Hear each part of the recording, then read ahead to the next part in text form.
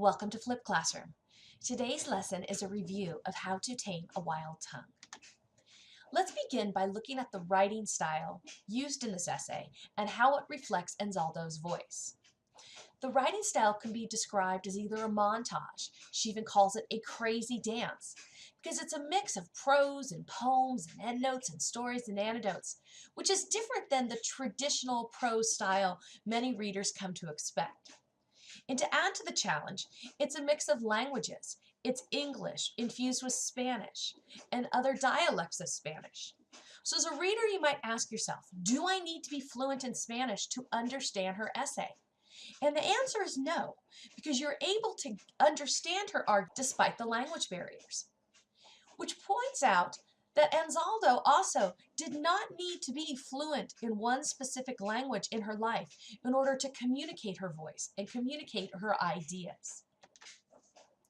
Anzaldua also in her essay explains how her voice was repressed. On page 27, she states, "We are robbed of our female being by the masculine plural. Language is a male discourse." And she uses the example of the word nostras, which she hears Cuban women saying, and nostros, which is what she hears Chicano women saying. And the masculine form, she points out, does not lend to the female voice. If repression is taking away someone's voice, preventing them from speaking, suppression is when you attempt to speak out, but your ideas are either not heard or brushed aside. She gives an example of this on page 26, recalling her childhood experience on the playground when she would speak Spanish. As a consequence, there was 3 licks on the knuckles with a sharp ruler, and the teacher would tell her to, quote, "speak American." Those degrading incidents as a young child affect her ability to speak out and be heard.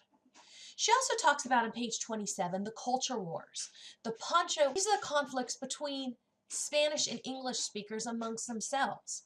She had been called a poncha, a cultural traitor.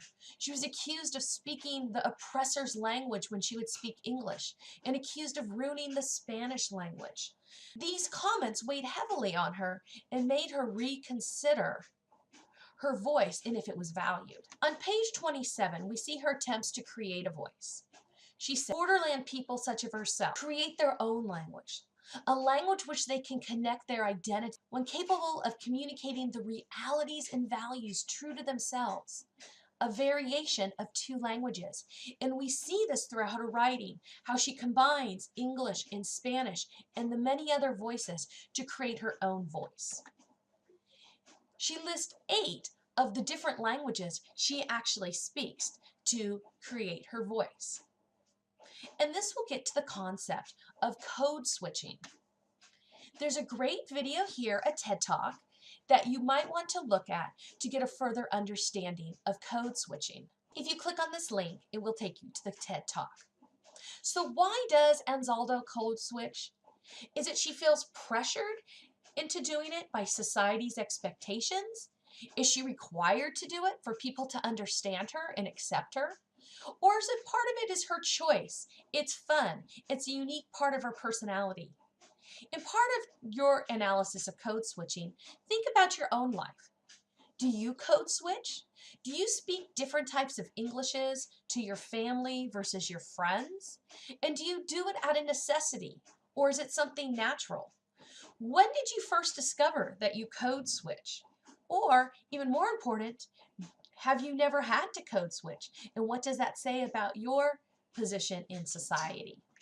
Another challenge for you is to find places where Anzaldua expresses these different voices that she code switches into. Her woman's voice, her sexual voice, her poet's voice. She says on page 31, "I will no longer be made to feel ashamed of existing. I will have my voice, Indian, Spanish, and white." So why is it important to identify all these different voices that she has? And why is having multiple voices even significant? These are the questions that you are challenged to answer. And as part of those answers, you may explore your own personality. How many voices do you have? On page 34, she gives a promising outlook for the future of Borderland voices. She says, the struggle of identities continues. The struggle of borders is our reality. But she also goes on to say, one day the inner struggle will cease and a true integration will take place.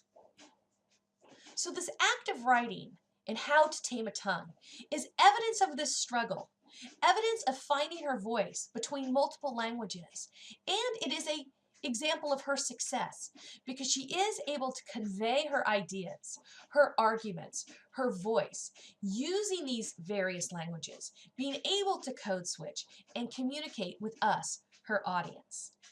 Hopefully this gives you a little bit better understanding of the reading How to Tame a Wild Tongue. Thank you for joining me today in Flip Classroom.